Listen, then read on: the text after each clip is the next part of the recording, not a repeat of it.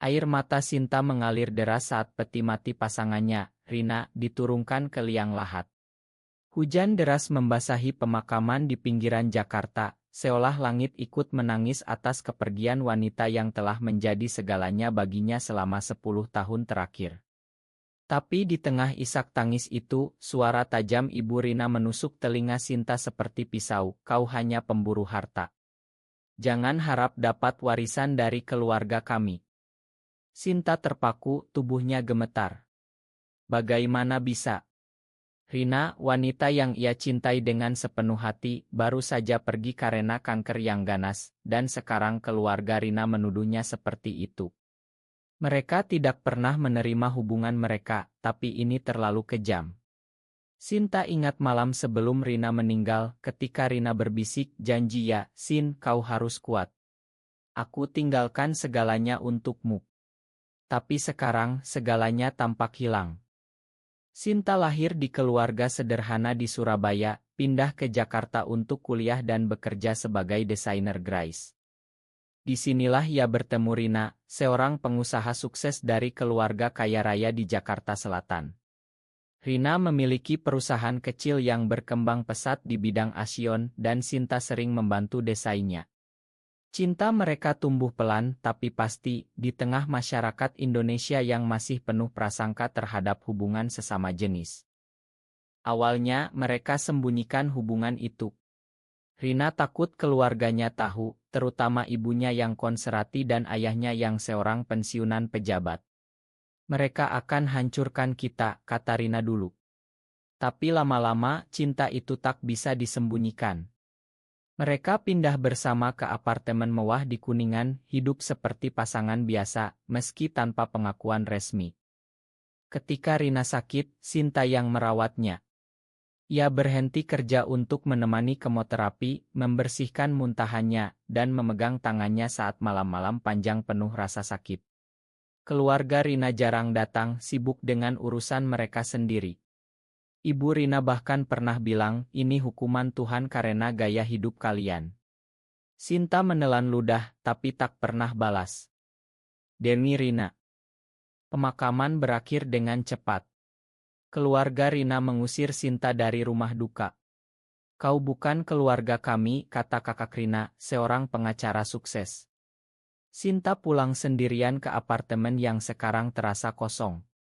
Surat wasiat Rina ada di tangannya, tapi ia tahu itu tak akan mudah. Rina pernah bilang, "Aku sudah atur semuanya di notaris. Apartemen ini, saham perusahaan, semuanya untukmu." Tapi keluarga Rina punya pengaruh besar. Malam itu, Sinta duduk di balkon, memandang lampu-lampu kota. Pikirannya berputar, apakah ia harus melawan? Atau menyerah saja? Tapi ingatan tentang Rina membuatnya marah. "Aku bukan pemburu harta," gumamnya. "Aku mencintainya."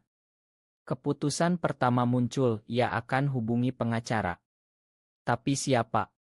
Ia tak punya uang banyak sekarang. Keesokan harinya, Sinta pergi ke kantor notaris yang disebut Rina. Notaris itu, seorang pria tua bernama Pak Budi, menyambutnya dengan ramah. "Wasiat Bu Rina jelas, Mbak Sinta. Semua aset ditransfer ke nama Anda." Tapi saat Sinta keluar, telepon berdering. "Kakak Rina, jangan coba-coba ambil apapun. Kami akan gugat wasiat itu sebagai tidak sah karena hubungan kalian haram." Sinta panik. Ia tahu di Indonesia, meski tak ada undang-undang khusus melarang hubungan, tapi masyarakat dan keluarga bisa membuat hidup sulit. Apalagi soal warisan. Ia ingat cerita teman-temannya di komunitas lesbian Jakarta, bagaimana mereka kehilangan segalanya karena tekanan keluarga. Sinta hubungi sahabatnya, Maya, seorang aktivis hak asasi manusia. "Sin, kau harus lawan," kata Maya. "Ini bukan soal uang, tapi hakmu sebagai pasangan Rina." Tapi Sinta ragu. Apakah ia siap hadapi skandal? Media bisa heboh, pekerjaannya hilang, bahkan keluarganya di Surabaya bisa malu. Sore itu, Sinta bertemu dengan ayahnya melalui video call. Ayahnya, seorang guru pensiun, tahu tentang hubungannya dengan Rina. Papa dukung kamu, nak. Tapi hati-hati, Indonesia belum siap. Kata-kata itu membuat Sinta semakin bingung. Ia ingat masa kecilnya ketika ia sadar suka perempuan. Itu rahasia yang ia pendam lama sampai bertemu Rina. Malam semakin larut, Sinta membuka album Otto. Gambar mereka di Bali, tertawa di pantai. "Kenapa kau pergi begitu cepat, Rin?" bisiknya. Keputusan kedua, ia akan simpan bukti-bukti hubungan mereka. Surat-surat cinta Otto, bahkan rekaman video di mana Rina menyatakan wasiatnya. Tapi tiba-tiba, pintu apartemen diketuk. Polisi. Tidak, kurir dengan surat dari pengadilan. Keluarga Rina sudah ajukan gugatan, wasiat tidak sah karena Rina di bawah pengaruh Sinta yang dituduh manipulasi. Sinta terduduk. Ini baru permulaan. Hari-hari berikutnya, Sinta mulai kumpulkan bukti. Ia hubungi teman-teman Rina di perusahaan. Salah satunya, Andi, karyawan setia, bilang Bu Rina selalu bilang Mbak Sinta adalah segalanya. Kami tahu kalian bahagia. Tapi Andi takut bersaksi. Keluarga Bu Rina kuat, Mbak. Sinta juga ingat momen ketika Rina pertama kali perkenalkan ia ke keluarganya sebagai teman dekat.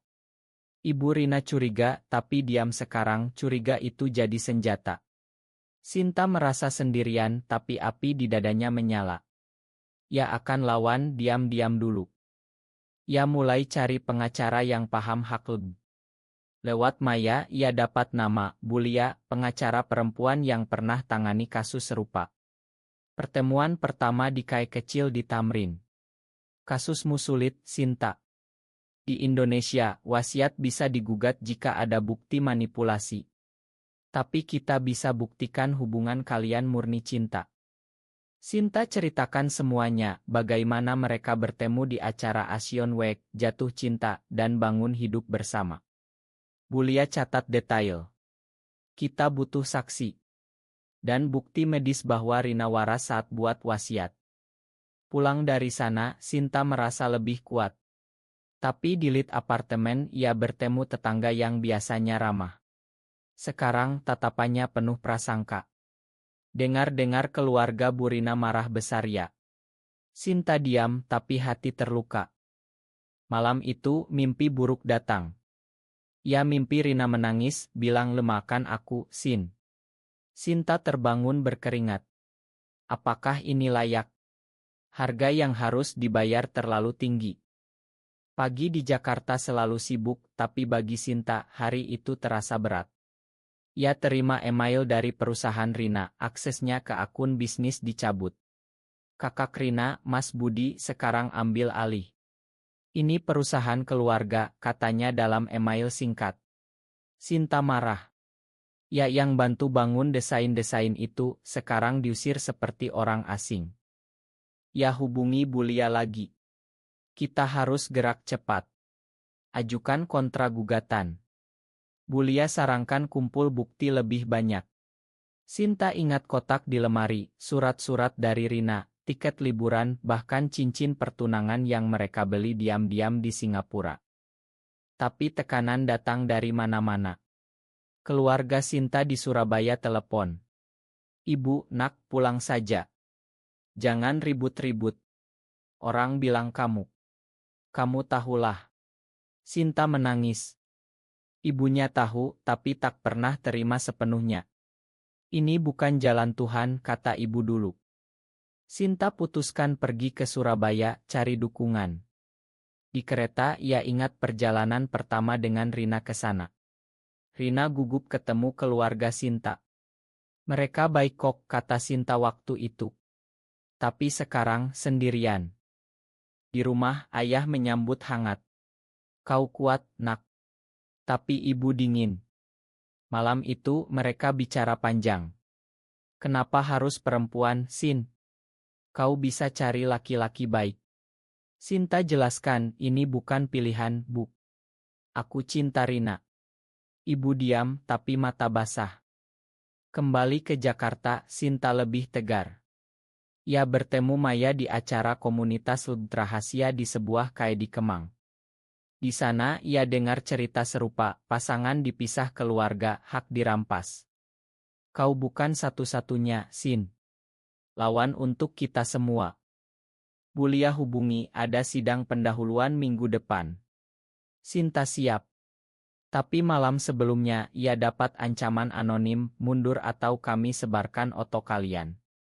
Sinta gemetar. Oto intim. Tidak, mereka hati-hati. Tapi mungkin oto biasa yang bisa dimanipulasi. Di sidang, ruangan pengadilan dingin. Hakim pria tua memandang Sinta dengan curiga. Pengacara keluarga Rina, seorang pria licik, tuduh Sinta memanipulasi Rina yang sakit untuk dapat harta. Sinta ingin berteriak, tapi Bulia tenangkan. Saksi pertama, Ibu Rina. Anak saya tidak waras karena pengaruh Sinta. Hubungan mereka tidak normal. Sinta terluka. Bagaimana bisa ibu yang dulu ia hormati bilang begitu? Giliran Sinta bersaksi. Saya cinta Rina. Saya rawat dia sampai akhir. Hakim tanya, bukti. Bulia tunjuk wasiat, rekam medis. Sidang berakhir dengan hakim tunda keputusan. Keluar pengadilan, wartawan mengerumuni. Apakah ini kasus pertama soal warisan? Sinta lari, tapi berita sudah menyebar di media sosial. Malam itu, Sinta dapat dukungan dari komunitas online. Tapi juga hujatan haram. Pemburu harta. Ya matikan ponsel. Kesokan, Andi hubungi, saya siap bersaksi, Mbak. Bu Rina baik sekali. Sinta senang. Tapi Andi bilang, tapi keluarga Bu Rina ancam pecat saya. Sinta putuskan temui Mas Budi secara pribadi. Di kantor perusahaan, Mas Budi dingin. Kau tahu, Sinta, ini bukan soal cinta. Ini soal nama keluarga. Di Indonesia, orang seperti kalian tidak diterima. Sinta balas, Rina mencintaiku. Kenapa kau tolak wasiatnya? Mas Budi tertawa. Karena kau perempuan. Dan itu salah. Pulang, Sinta marah. Ya ingat momen ketika Rina sakit parah, bilangnya jangan biarkan mereka ambil semuanya, Sin. Itu motiasi. Bulia sarankan cari bukti lain, rekam bank, bukti Sinta tak ambil uang Rina. Sinta kumpul itu semua. Tapi tekanan makin berat. Teman kerja lama hubungi, Sin, perusahaan tak mau kerjasama lagi karena berita. Sinta kehilangan klien. Di apartemen ia temukan surat lama dari Rina, Sin, jika aku pergi, ingat, cinta kita benar. Sinta menangis, tapi bangkit. Sidang kedua mendekat. Sinta siap hadapi badai. Hujan deras lagi di Jakarta saat sidang kedua. Sinta masuk ruangan dengan dada berdebar. Bulia di sampingnya, siap. Pengacara lawan tunjuk bukti baru, surat dari psikiater yang bilang Rina depresi karena hubungan tidak sehat. Sinta syok. Itu bohong, bisiknya. Bulia balas, tenang, kita punya kontrabukti. Saksi Andi naik panggung. Bu Rina bahagia dengan Mbak Sinta. Saya lihat sendiri. Tapi pengacara lawan serang, kau dibayar. Andi gelagapan tapi tegar. Giliran Maya bersaksi sebagai ahli hak asasi. Di Indonesia, meski tak ada undang-undang, hak waris harus adil. Hubungan mereka setara dengan pasangan lain. Hakim tampak ragu. Ini sensitif, katanya. Sidang tunda lagi. Keluar, Sinta dihadang Ibu Rina. Kenapa kau lakukan ini? Biarkan Rina istirahat damai. Sinta balas, Ibu, Rina ingin saya dapat ini. Kenapa Ibu tolak? Ibu Rina menangis, karena kau buat anakku sesat. Sinta terdiam. Apakah ia salah? Malam itu, Sinta renungkan. Apakah cinta mereka benar-benar salah? Di masyarakat Muslim mayoritas seperti Indonesia, banyak yang anggap dosa. Tapi Sinta percaya cinta tak punya gender. Ia hubungi ustaz progresi yang dikenal Maya. Cinta adalah anugerah Tuhan, kata ustaz. Itu beri kekuatan. Tapi masalah baru, apartemen digeledah polisi atas laporan pencurian dari keluarga Rina. Ini itnah, kata Sinta.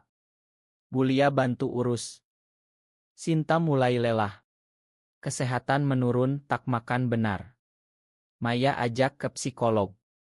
Di sana, Sinta cerita trauma, dulu di sekolah, diejek karena tomboy. Psikolog bilang, kau harus makan diri sendiri. Sinta coba. Sidang ketiga, bukti ideo Rina saat buat wasiat. Saya waras, dan saya cinta Sinta. Pengadilan gempar. Pengacara lawan tuduh ideo palsu. Tapi ahli it buktikan asli. Hakim putuskan, wasiat sah. Sinta menang. Tapi keluarga Rina banding. Perjuangan belum selesai. Sinta dapat warisan sementara, apartemen aman. Tapi perusahaan masih dikuasai Mas Budi. Ia putuskan temui Mas Budi lagi. Mari damai. Bagikan saham. Mas Budi tolak, kau menang sidang, tapi masyarakat tolakmu. Benar, setelah berita menang, hujatan online makin banyak. Akun Sinta diretas, otodiedit jadi memalukan. Sinta sembunyi di rumah Maya. Ini terlalu berat, katanya. Maya bilang, ini perjuangan. Banyak yang dukung diam-diam. Sinta ingat Rina, jangan menyerah, Sin. Ia bangkit, mulai kampanye online anonim tentang hak di Indonesia. Tapi kejutan, Ibu Rina hubungi. Mari bicara. Pertemuan di rumah Ibu Rina. Aku salah, kata Ibu. Rina cerita banyak tentangmu sebelum meninggal. Sinta terharu. Tapi Mas Budi marah, anggap Ibu lemah. Konflik keluarga Rina pecah. Ibu dukung Sinta, Mas Budi tolak. Sidang banding mendekat. Sinta siap. Sidang banding di Pengadilan Tinggi Jakarta. Suasana lebih tegang. Hakim baru, wanita tegas. Pengacara lawan bawa saksi baru, mantan Rina, seorang pria dari masa lalu. Saya tahu Rina heteroseksual. Sinta memaksanya, kata saksi. Sinta syok. Rina pernah cerita tentang mantan itu, tapi itu masa lalu. Bulia serang, itu tak relevan. Wasiat dibuat saat Rina dewasa. Ibu Rina bersaksi mendadak, anakku cinta Sinta. Saya salah tuduh. Ruangan diam Mas Budi marah, Bu apa ini? Hakim putuskan, wasiat tetap sah. Sinta menang inal. Tapi harga mahal. Mas Budi pecat Andi, tutup perusahaan sementara. Sinta dapat saham, tapi perusahaan rusak. Ia putuskan jual, mulai bisnis baru. Komunitas terayakan kemenangan kecil ini. Sinta jadi simbol. Tapi luka dalam. Ia kunjungi makam Rina. Terima kasih, Rin. Aku menang untuk kita. Keluarganya di Surabaya sekarang dukung. Ibu bilang, makan ibu, nak. Sinta mulai hidup baru. Tapi bayang masa lalu menghantui. Suatu hari ia bertemu wanita baru di acara komunitas. Tapi ia ragu apakah siap cinta lagi. Waktu berlalu, Sinta jadi aktis. Ia cerita pengalamannya di seminar rahasia. Tapi ancaman masih ada. Kelompok konservatif demo menentang. Sinta tetap kuat. Ini untuk generasi mendatang, katanya. Tahun berganti, Sinta sekarang punya bisnis desain sendiri di Jakarta. Hidup lebih tenang, tapi kenangan Rina selalu ada. Ia sering kunjungi makam, cerita tentang hari-harinya. Ibu Rina sekarang dekat dengannya. Mereka makan malam bersama kadang. Kau seperti anakku, kata ibu. Mas Budi pindah ke luar negeri, kalah dalam pertarungan. Sinta renungkan perjalanannya, dari tuduhan pemburu harta, ke perjuangan diam-diam, sampai kemenangan. Tapi masyarakat Indonesia masih sulit. Banyak cerita serupa yang tak berakhir bahagia. Sinta tulis buku anonim tentang pengalamannya, inspirasi banyak orang. Di akhir buku, ia tanya, apakah cinta sesama jenis benar-benar salah, atau masyarakat yang perlu berubah?